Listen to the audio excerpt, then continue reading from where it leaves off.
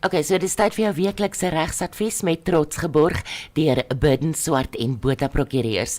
Nou as jy 'n regsprobleem het, SMS die woord advies na 49905, gevolg deur jou vraag en ons bespreek dit dalk volgende week.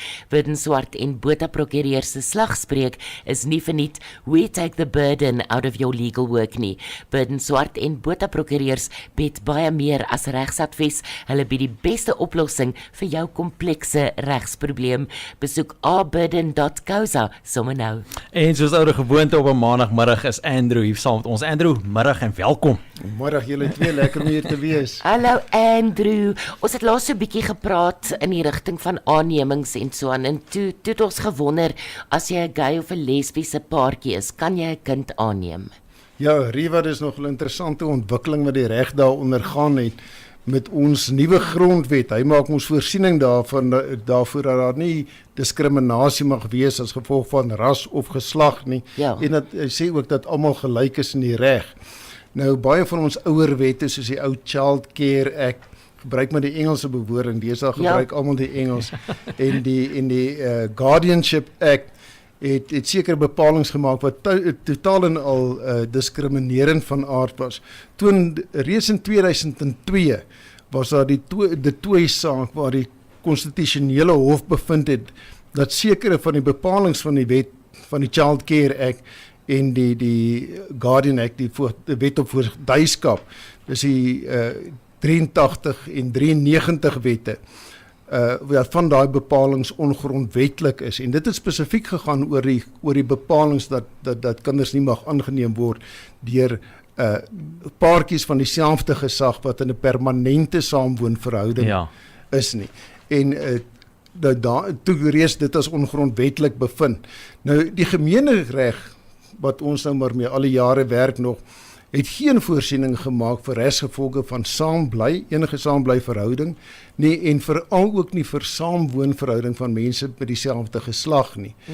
En nou hierdie goed alles is toe nou in 2006 en daar 'n paar interessante verwikkelinge plaasgevind. Voor 2006 verskeie ander sake ook en in 2006 het die Civil Unions Act gekom en die kinderwet, die Children's Act, wat nou heeltemal die situasie verander het. En dis hoekom kragtens dat die kinderwet maak ook spesifiek voorsiening daarvoor.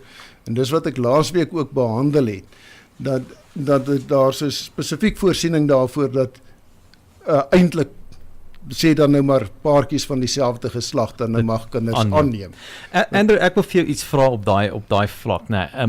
Het ons so 'n beslissing gemaak as 'n independent law society soos Suid-Afrika, ekskuus vir daai Engels, of is ons geneig om ander lande te volg wanneer dit kom by sulke dinge?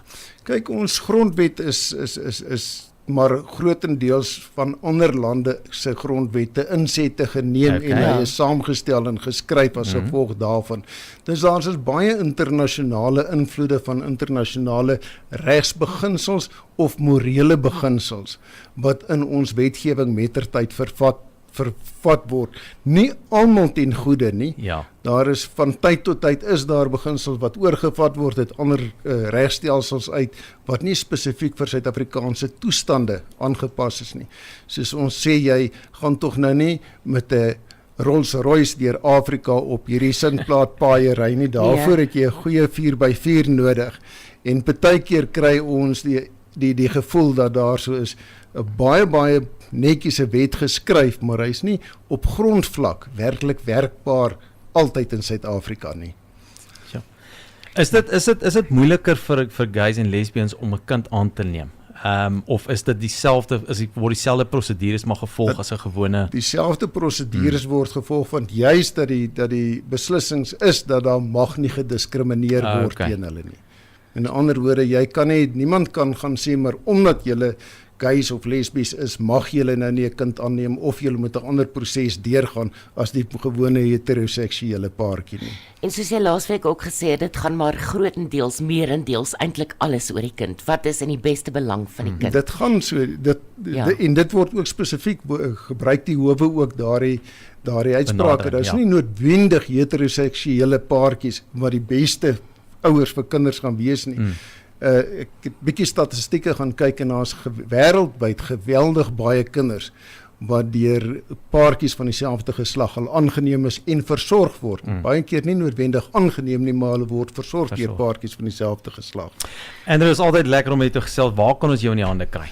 My kantoornommer is 012 346 3554 en my e-posadres is andrew@aburden.co.za.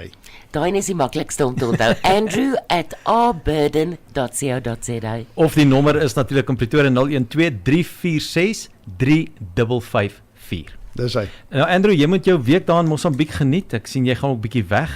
Pas jouself op en gesels ons weer die 13de met jou. Baie dankie. As ek nie malaria kry nie, dan is ek terug hier by julle op die 13de. Jy gaan nie.